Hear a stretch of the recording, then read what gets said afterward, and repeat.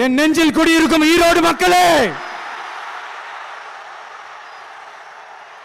நான் கூட யோசிப்பேன், எம்ஜிஆர் அவர்களும் மேடம் ஜெயலலிதா மேடம் அவங்களும் ஒரே வார்த்தையில சொல்லி இந்த திமுகவை காலி பண்ணாங்கல்ல.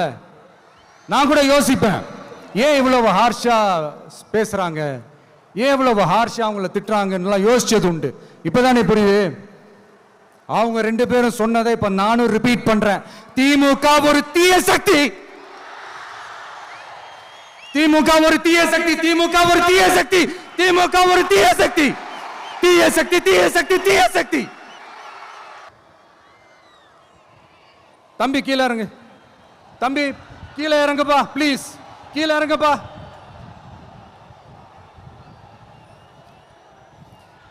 Okay, thank you thank you. கீழே இறங்குங்க, கீழே இறங்குப்பா. டிவிக்கே ஒரு தூய சக்தி. எப்படி? டிவிக்கே ஒரு தூய சக்தி.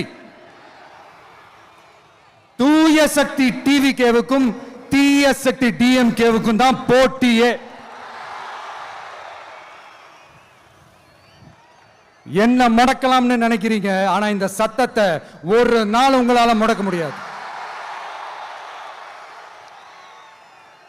இப்போ சொல்றேன், விளக்கமா சொல்றேன், நான் சலுகைகளுக்கு எதிரானவன் கிடையாது. மக்களுக்கான சலுகைகளை இலவசம்னு சொல்லி அசிங்கப்படுத்துறதுல எனக்கு உடன்பாடு கிடையாது. மக்கள் காசுல மக்களுக்கு செய்யறதை எப்படி இலவசம்னு சொல்லுவீங்க? அப்படியே செஞ்சிட்டாலும் ஓசில போற ஓசில போற ஓசில போறன்னு சொல்லி அசிங்கப்படுத்துறீங்க. என்ன கேட்கறதுக்கு ஆள் இல்லைன்னு நினைச்சீங்களா? மக்களுக்கு ஒண்ணுன்னா இந்த விஜய் வந்து நிப்பா, இந்த விஜய் வந்து கேள்வி கேட்பா.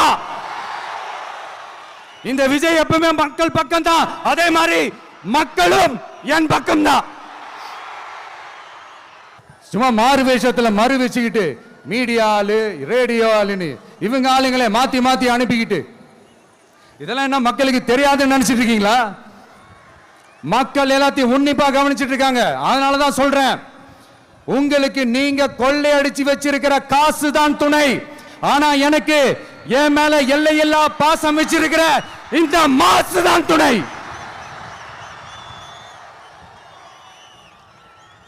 மக்களை நீங்க சொல்லுங்க, நம்மளுடைய அரசியல் எதிரி யாரு?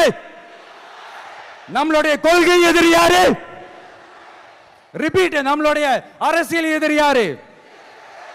நம்மளுடைய கொள்கை எதிரி யாரு?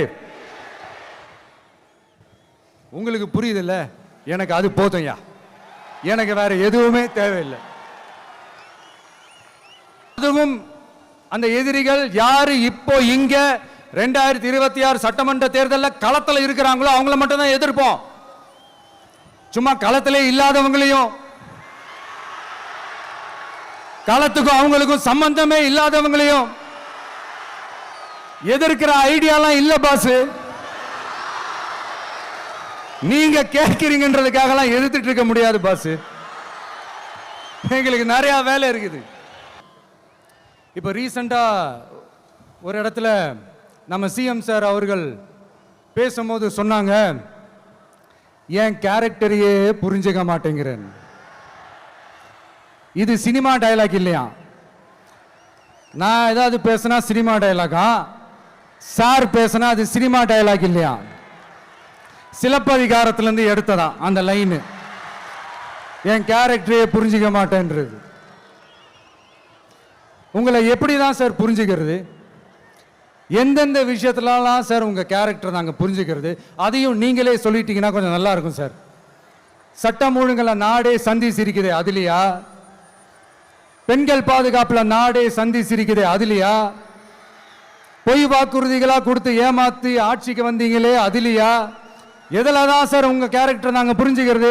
ஆனா ஒண்ணு, தமிழ்நாட்டில் ஆட்சி செய்யற நீங்களும் சரி, ஒன்றியத்தில் ஆட்சி செய்யறவங்களும் சரி, நீங்க ரெண்டு பேரும் முதல்ல என்னோட கேரக்டரை புரிஞ்சுக்கணும் சார்.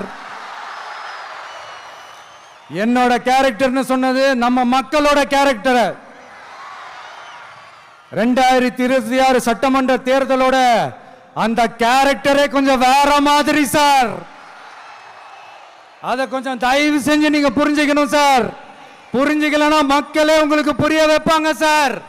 கான்பிடண்டா இருங்க சார், நல்லதே நடக்கும் சார், வெற்றி நிச்சயம் சார். நண்பா, நண்பிகள்,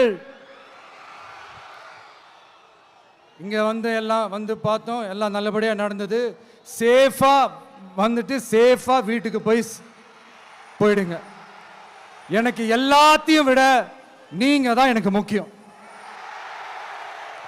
தயவு செஞ்சு சேஃப்டியா போயிட்டு வாங்க. ஒரு ஈரோடு செல்ஃபி ஒன்று எடுப்போமா?